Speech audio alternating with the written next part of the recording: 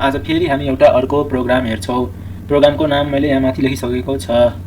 प्रोग्रामको नाम चाहिँ के चाहिँ रहेको छ भने write a program to find the sum of digits of a given number हैन। भनेपछि हामी कुनै एउटा युजरबाट नम्बर लिन्छौँ हैन, अनि त्यो नम्बरमा रहेको प्रत्येक डिजिटहरूको सम निकाल्छौँ। फर इक्जाम्पल युजरले 123 इन्टर गर्यो भने त्यसको सम अफ डिजिट कति हुन्छ? 213 3 + 3 = 6 हुन्छ। भनेपछि जस्तै फर इक्जाम्पल 1 2 3 भन्ने नम्बर युजरले इन्टर गर्यो भने यसको सम कति हुन्छ? 3 + 2 5 5 + 1 = 6 हुन्छ है। त्यस्तो चाहिँ के हुन्छ, प्रोग्रामले आउटपुट दिन्छ। यसको लागि चाहिँ पहिला हामीले लेखेको प्रोग्राम लेखिसकेपछि त्यसपछि म तपाईहरुलाई एक्सप्लेन गर्छु स्टेप बाइ स्टेप। पहिला एउटा नम्बर भन्ने भेरिएबल लिऊ, अनि यो भेरिएबलमा के गर्छ भने हामी युजरबाट लिएको नम्बर चाहिँ स्टोर गर्छ। इन्ट इनपुट, त्यसपछि फेरि ब्र्याकेट डबल इन्भर्टेड कोमा इन्टर ए नम्बर। यसले के गर्छ भने युजरबाट एउटा नम्बर लिन्छ। नम्बर लिइसकेपछि हामीले के गरौँ भने एउटा सम भन्ने भेरिएबल लिऊ, अनि अहिलेलाई यसलाई केबाट इनिसियलाइज गरौँ भने 0 बाट। अहिले हामी कति स्टोर गर्छौँ? यो भेरिएबलमा 0 स्टोर गर्छौँ। त्यसपछि यसमा हामी के कुन जस्तै अगाडिको प्रोग्रामहरुमा हामीले जस्तै इफ एल्स स्टेटमेन्टको युज गरेका थियौँ, त्यस्तै यो प्रोग्राममा हामी व्हाइल स्टेटमेन्टको युज गर्छौँ। While number is greater than 0 colon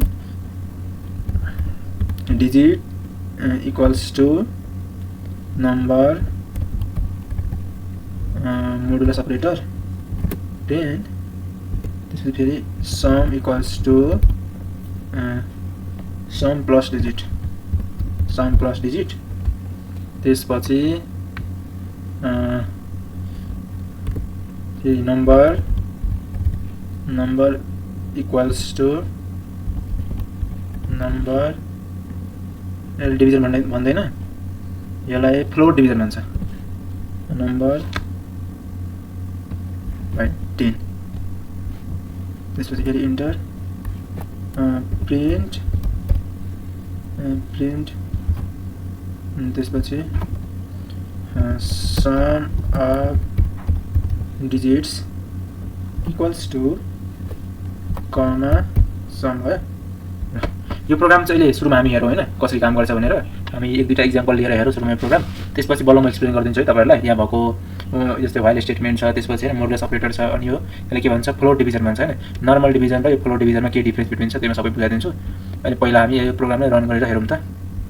ल यो प्रोग्रामले रन गर्यो भने के मागिरहेछ भने इन्टर नम्बर। ल सपोज 542 भनेर नम्बर दियो भने त्यसको सम कति हुन्छ? प्रत्येक डिजिटको सम, सरी इन्टर थिच्नु पर्ने 542 इन्टर थिच्यो भने हेर्नुहोस् त 2 + 4 6 6 + 5 = 11 है। भनेपछि यो प्रोग्रामले के दियो भने सम अफ डिजिट्स इक्वल्स 11 भनेपछि यो प्रोग्राम के लेखेको छ? करेक्ट छ। ल फेरि अर्को नम्बर दिएर हेरौँ त हामी 589 दिएर हेर्दाखेरि के हुन्छ हेर्नुहोस् त 9 8 कति हुन्छ? 17 17 + 5 कति हुन्छ? 22 हुन्छ। भनेपछि यो प्रोग्राम ठिक छ। ल सुरुमा यो प्रोग्रामको पहिलो लाइन के रहेको छ? यो चाहिँ कमेन्ट हो, यो क्वेशनको क्वेशन भ्याल्यु, यो चाहिँ एक्सप्लेन गर्नु पर्दैन। सेकेन्डमा के दिएको छ भने यो नम्बर भनेको एउटा भेरिएबल छ, यो इनपुट भन्ने एउटा फंक्सन छ जसले के गर्छ भने स्ट्रिङ के गर्छ? रिटर्न गर्छ है। अनि यो मेसेज चाहिँ के गर्छ? स्क्रिनमा डिस्प्ले गर्छ। अब यो फेरि इन्टले के गर्छ भने यो जो इनपुट फंक्सनले स्ट्रिङ रिटर्न गरेको हुन्छ त्यसलाई केमा कन्भर्ट गर्छ? इन्टिजर भन्ने नम्बरमा के गर्छ? कन्भर्ट गर्छ। इन्टिजर भन्ने डाटा टाइपमा के गर्छ? कन्भर्ट गर्छ। त्यसपछि अर्को एउटा सम भनेको के हो? भेरिएबल हो। अहिले यो सममा के गरेको छ भने हामी 0 चाहिँ इनिसियलाइज गरेको छ, भनेपछि 0 चाहिँ स्टोर गरेको छ यो सम भन्ने भेरिएबलमा। अब अहिले के गरिरहेछ भने while number is greater than 0 भनेपछि जबसम्म के हुन्छ हामीले दिएको नम्बर ग्रेटर देन 0 हुन्छ त्यतिखेर यो डिजिट भन्ने भेरिएबल छ फेरि अर्को, अनि यो डिजिट भन्ने भेरिएबलमा के स्टोर हुन्छ भने त्यो नम्बर मोडुलस अपरेटर 10 भनेपछि यहाँ यो मोडुलस भन्ने अपरेटर छ नि यसले के गर्छ भने रिमाइन्डर दिन्छ हैन। अनि यो रिमाइन्डर चाहिँ कहाँ गएर स्टोर हुन्छ? डिजिटमा गएर स्टोर हुन्छ। अब फेरि हेर्नुहोस् त sum equals to sum plus digit. अघि सममा कति स्टोर थियो? 0 स्टोर थियो हैन। 0 प्लस डिजिट, अहिले डिजिटमा के छ? डिजिटमा छ रिमाइन्डर। भनेपछि अहिले सममा के भयो? 0 प्लस डिजिट। फर इक्जाम्पल 1 2 3 भन्ने नम्बर छ भने अहिले सममा के स्टोर हुन्छ? 0 प्लस 3 = 3 चाहिँ स्टोर हुन्छ। फेरि त्यसपछि नम्बर इक्वल्स टु नम्बर, यसलाई भन्छ फ्लोट डिभिजन। यसले के गर्छ भने कोसेन्ट दिन्छ हैन। भनेपछि जस्तै यो मोडुलस अपरेटरले रिमाइन्डर दिए जस्तै यसले के गर्छ? कोसेन्ट दिन्छ है। अनि कोसेन्ट चाहिँ के को फर्ममा दिन्छ? होल नम्बरको फर्ममा दिन्छ, फ्र्याक्सनको फर्ममा चाहिँ दिदैन। अब सपोज म तपाईलाई यसो बुझाउँछु, जस्तै यो नर्मल डिभिजन र अनि के भन्छ यो फ्लोट डिभिजनमा के डिफरेन्स बिट्विन छ म त्यो तपाईलाई बुझाउँछु। यो प्रोग्राम त बुझिसक्नु भयो हैन। त्यसपछि यसलाई हटाएर म पक्नुस् ल, म अर्को लेख्छु, अर्को एक खोल्छु पाइथनको।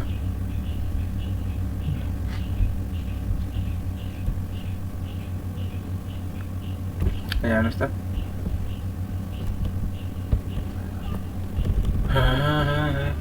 जस्तै यो नर्मल डिभिजन र यहाँ लेख्छु ल पहिला नर्मल डिभिजन यसलाई कमेन्ट बनाउँछु म नर्मल डिभिजन अनि अर्को भनेको कस्तो के हुन्छ भने फ्लोट डिभिजन नर्मल डिभिजन यस्तो हुन्छ यस्तो जुन हुन्छ नि यसलाई भन्छ नर्मल डिभिजन अर्को चाहिँ फ्लोट डिभिजन हुन्छ कन्ट्रोल सी कन्ट्रोल भी float division FLOR float division हुन्छ है अनि यसको अगाडि के राख्नुपर्छ ह्यास राख्नुपर्छ ल अनि यो पल्ल के हुन्छ कमेन्ट हुन्छ ल अब हेरौँ त हामी नर्मल डिभिजन के काम गर्छ मानौ 10 डिभाइड बाइ 3 गर्यो भने यसले के आउटपुट दिन्छ त्यो हेरौँ त्यसपछि यही क्वेसनलाई हामी फ्लोट डिभिजनबाट गरौँ हेरौँ त यसले के दिन्छ